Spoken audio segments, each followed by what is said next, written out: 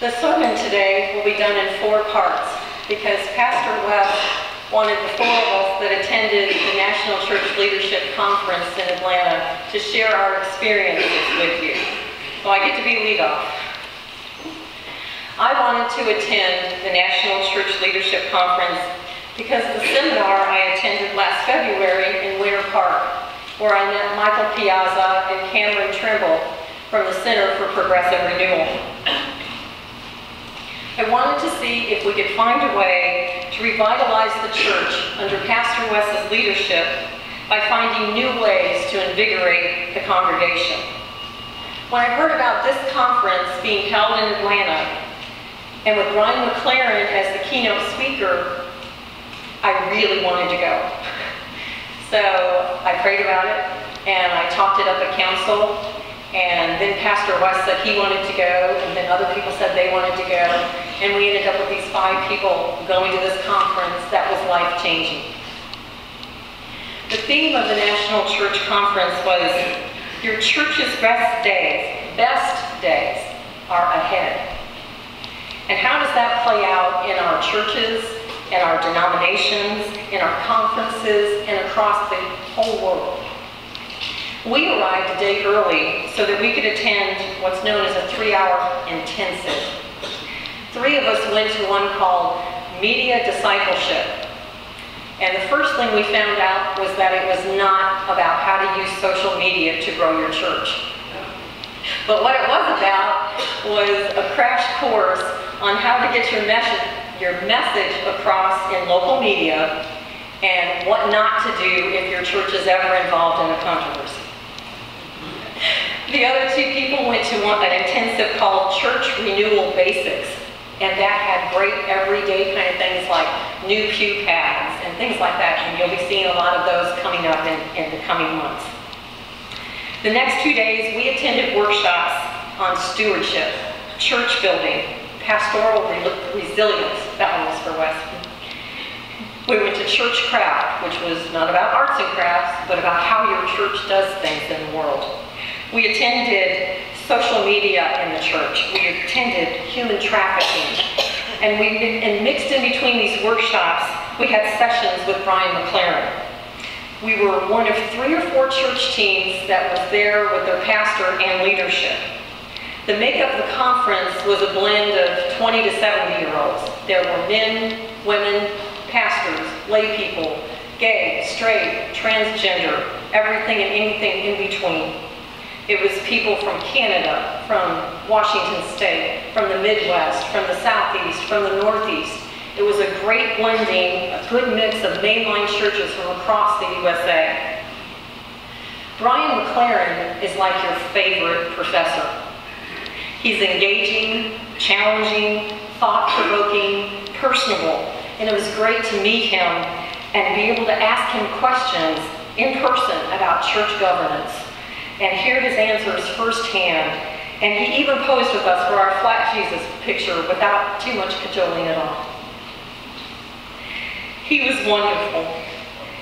And his talks were about movements and history and where the church is going and how it's going to get there. And they were outstanding. And if you ever get a chance to hear him, you need to go. He is that good. The center does a great job of integrating art and music and praying and socializing and listening. And this conference left us with our heads spinning. We had reactions and thoughts and new ideas, and they're still bubbling up today. The UCC was well represented at this conference. They had all kinds of vendors outside the conference rooms. And there was a great bookstore called The Thoughtful Christian, where we spent a lot of money buying books, which we hope to be using in upcoming classes. We ate well, we talked lots, and we were moved by the events in the Mideast.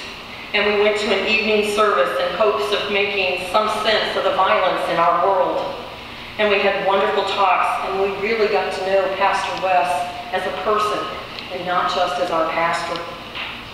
Susan, Ellie, and I went to the Carter Center, where we spent some time in this beautiful facility that shows you the power of people who dare to make a difference in the world.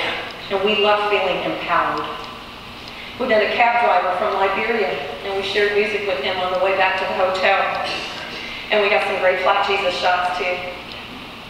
I went to this conference with an open mind and heart, hoping to hear things that would work here in our congregation. Things that would resonate with Wes and our leadership teams to make us all want to try new things to get this church moving again. I feel like we're all on the same page now, but that we don't know where we're going. I think as we celebrate our 60th anniversary that we need a new passion. We need to find new things that we want to be known for in our community. What is it that we're passionate about in 2014? What is it that God is giving us to say? What is it that God is giving us to do?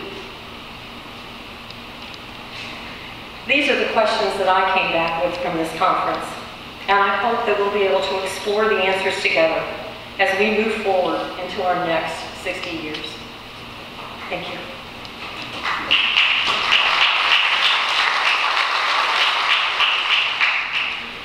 Before I begin, I brought a sample of the cowls that I'm making for our Christmas fair and for sale. I'm so glad I decided to attend this conference. Wes drove us 3 women the whole way to Atlanta and the whole way back. God bless Wes. At 2 p.m. Thursday, the learning adventure began. I went to the Church Renewal Basics with Michael Piazza. Michael spent many years being a minister at a mega church and is now the senior minister of a very small church in Atlanta. He told us how his congregation doubled in size in 1 year. He was able to do this by offering not only new programs, but renewal. Renewal within a church involves looking at what you are doing and then looking at the programs, things that can be done differently to create excitement and enthusiasm. We are so fortunate that Pastor Wes is doing this for us. I was amazed that looking at something from a different perspective could have such profound effects. Michael started talking about the registration fellowship pads and the information they were asking for. Surprise for me, the younger members and families are identified by their cell phones and their digital devices. My ears perked up at this one. He showed us a sample of the form they use in his church. I told Pastor Wes, we have to change our form as quickly as possible. I hope you're looking forward to this change. We need to invite our friends and neighbors to come to church. We need them to come back, and we need them to find our church so uplifting they will join and stay. Welcome is an active verb. It's not about us, it's about them. We need to serve. What do we have to offer? Friendliness, love, acceptance, and more. We need to worship with our heart, not just our mind. A church service that is designed around the needs of our congregation. How lucky we are that Pastor Wes infuses our services with new ideas and opportunities to participate. I feel a new energy in this church. It is also important for us to extend ourselves to come up with and participate in new and exciting programs. One new program that I want to jump into, and I'm sure JackieTott will too, is Wine and the Word. This involves a small group who will meet at someone's home to learn and taste a particular wine, and to also learn what the Bible has to tell us about wine. Another is Coffee and the Word. The men have their breakfasts. Why can't the women get together and relax over a cup of coffee or tea and reflect on the scripture for the next Sunday or from the past term? Take a look at our coffee hour from a different perspective. Invite someone from the hosting team to go around and greet people. We might even ask what they like most about the sermon. Get feedback about what we are doing. The big churches in our area rely on small groups to build interest and attendance in church service. I have a note that says affinity groups, of which we have some: Collage, Kings and Queens Bridge. But what groups are we missing? What group would you like to participate in?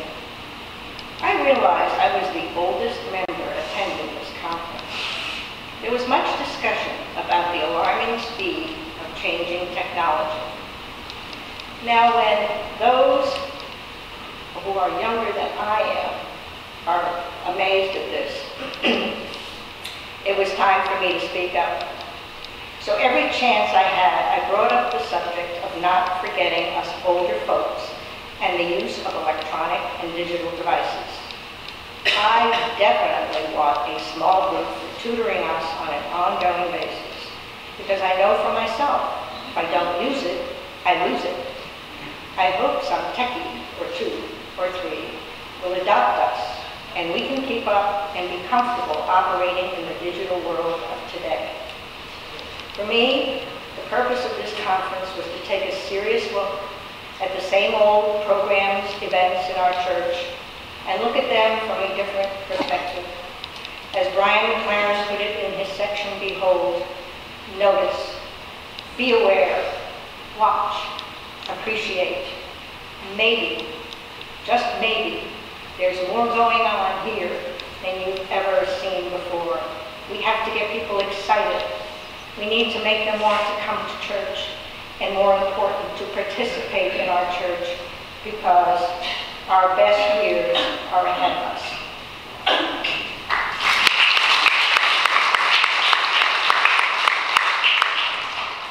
I hope I can handle this mic better than you.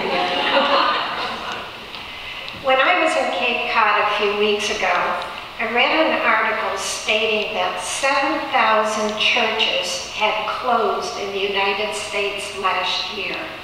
7,000. Surely that could lead people to think that the church is dying and that our children and our children's children will never know a faith community as we have.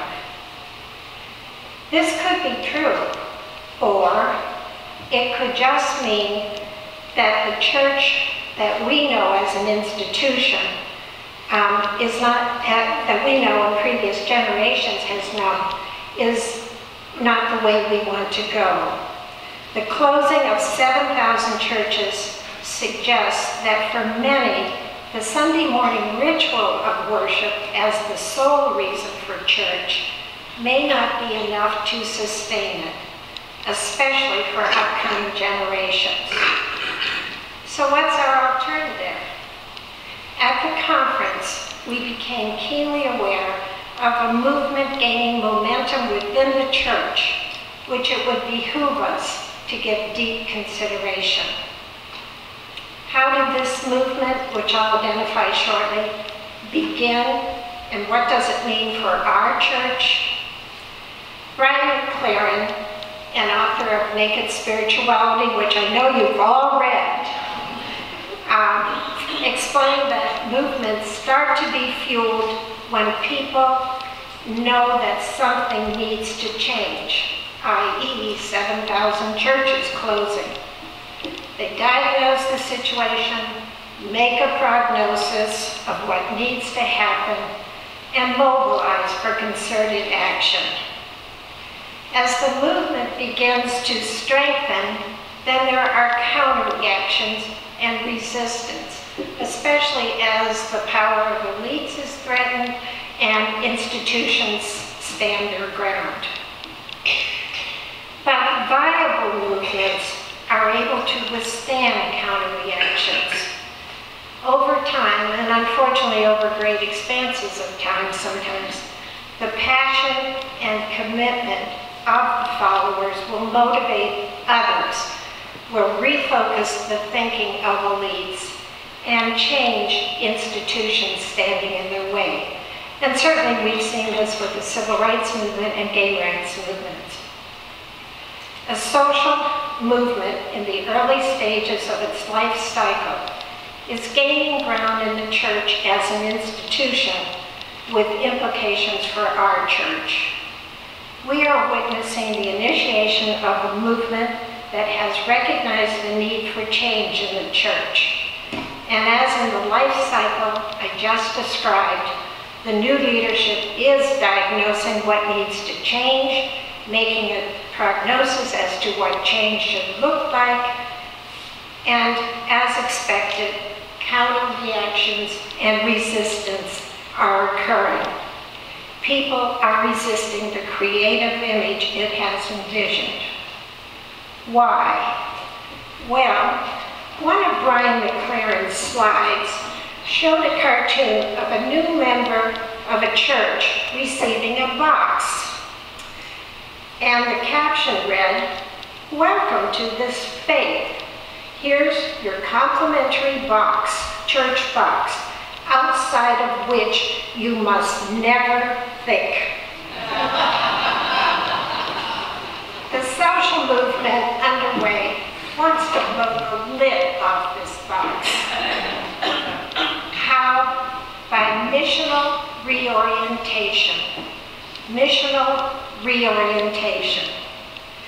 Churches inspired by the Spirit of Jesus need to converge to form missions that address the missions that Jesus honored and the ones that are now also connected with our survival: world peace, worldwide poverty, and the planet.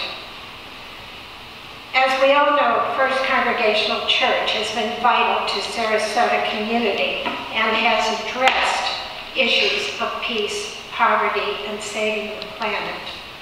Thus, there's a natural fit for us with this new movement. But as a church, we are scattered in our interests. We haven't yet identified one mission on which the whole church focuses. A mission receiving the support of everyone in the church.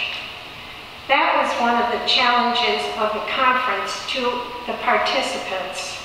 Our job: have your church identify a mission. Is it homelessness, human trafficking, mental illness, racial discrimination, hunger? Then what form will this mission take? Will we run a soup kitchen? Will we work together to strengthen race relationships? Will we concentrate on SURE and its efforts? Which one of the three do we want to impact? Peace, poverty, or the planet? These are the challenges before us. In determining a mission, we will need to deepen our spirituality, listen to the Word of God, listen to each other, and perhaps work with those we consider our adversaries. Each of us individually will need to believe that he or she can make a difference, and I know you can. Choosing a mission will not only have far-reaching impact on our world, but it will also impact the survival of our church. Think about it. If we believe in our church and are committed to its mission, we will give or do whatever it takes to keep it going. The church should also grow because people will hear of our mission and want to be a part of it. And if every church focused on forming missions that addressed peace, poverty, and the planet, these missions would begin to converge, leading to a better world order. But as with Sarah and Abraham, Moses, and the Israelites, this will take time. We probably won't live to see the whole evolution of this movement, but we can be at the start of it, right here, right now, in this church. And if we are, we can be confident that the best years of the church are yet to come.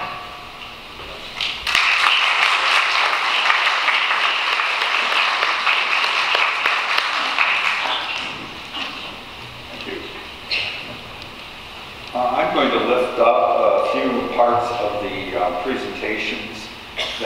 particularly spoke to me, and you'll probably notice a little bit of overlap. It's hard not to overlap on the fourth presentation.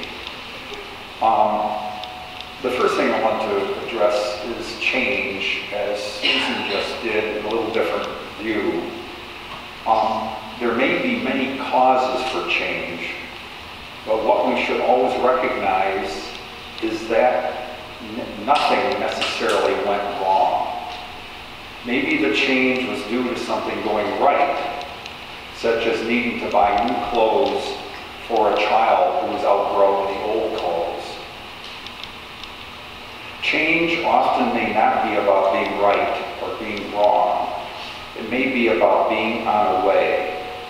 Finding our way again was one of the overall themes of the presentations by Brian and others during our meetings.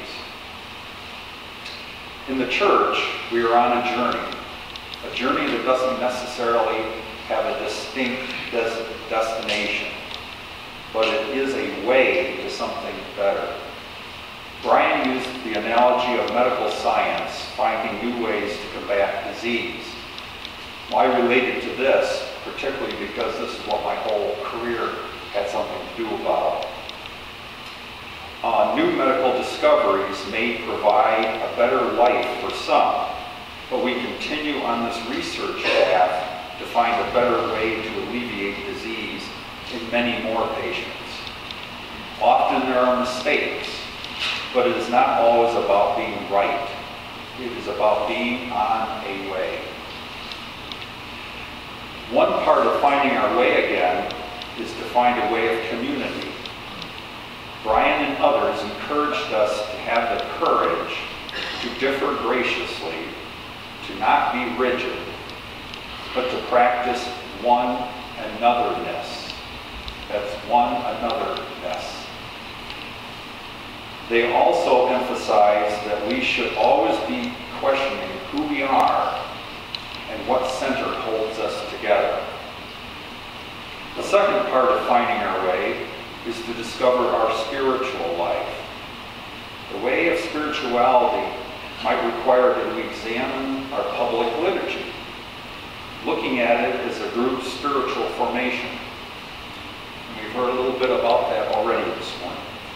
Brian expressed liturgy as the workout of the people, which should encourage people to come to church for a workout just as they go to the gym for a workout.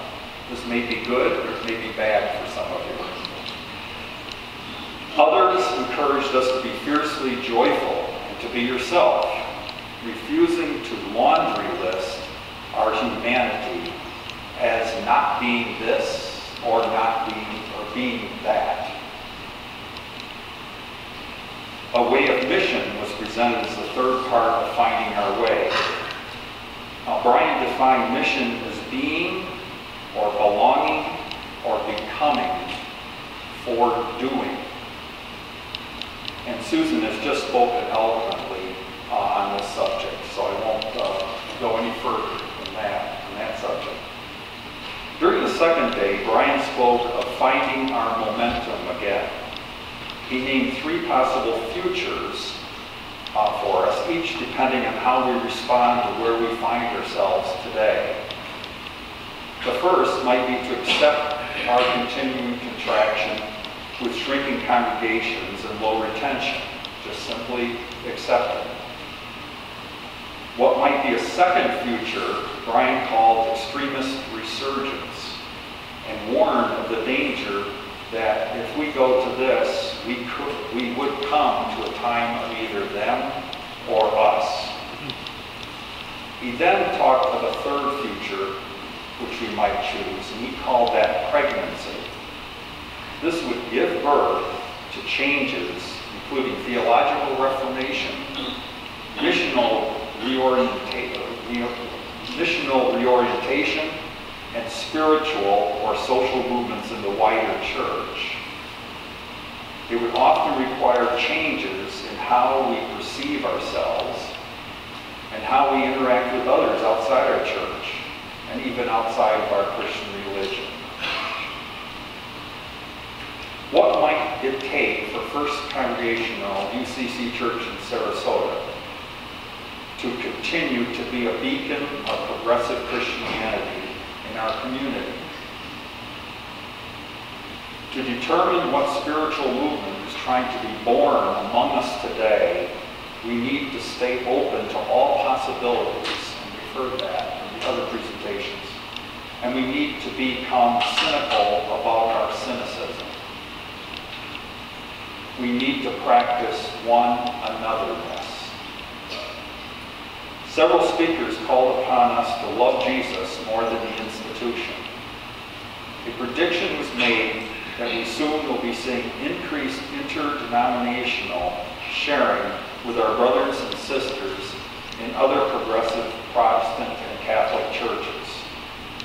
Brian also suggested that many of those who have found Christ through the more fundamentalist or Pentecostal churches may eventually feel the need for a more progressive perspective. We need to be there to provide that to them. In November, our church will be celebrating our many accomplishments over the last 60 years. However, we must look forward and find our way into the future. There is no doubt this journey will entail many demands for changes in how we look at ourselves, how we worship, and how we reach out to others in our community. But judging from where we have been, I think we're up